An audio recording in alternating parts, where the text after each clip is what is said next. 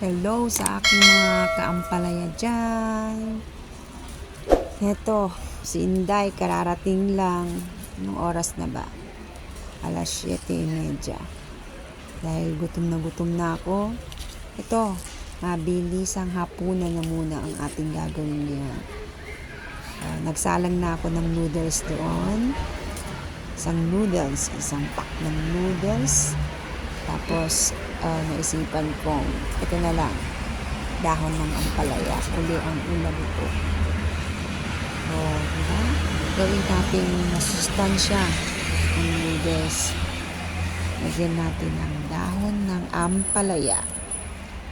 Nung maliit pa ako, pag nag-noodles na yung inang ko, tuwan-tuwa na ako. Parang birthday ko na, parang party na. Kasi paborito ito ng mga bata. Halos lahat paborito ang noodles.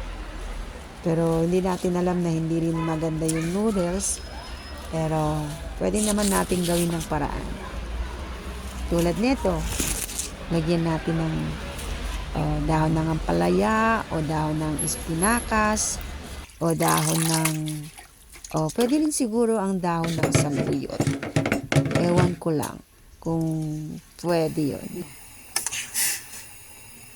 Yung noodles gawin natin masustansya.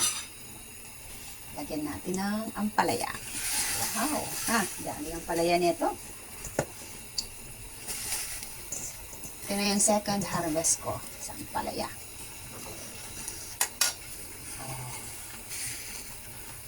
Yummy na!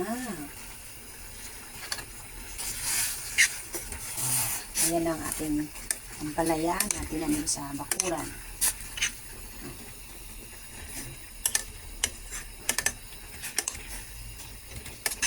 Noodles na may ampalaya.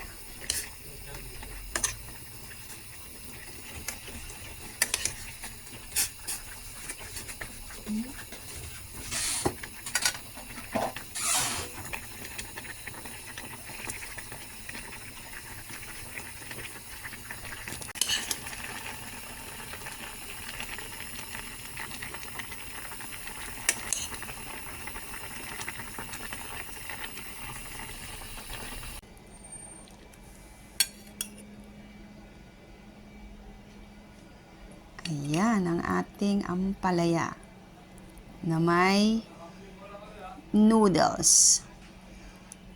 Dinalong napasarap natin ngayon yung noodles. Masustansya pa.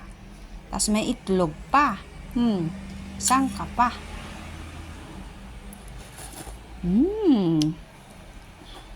Ang pait. Nanunuot ang pait. Pero masarap. It's my favorite.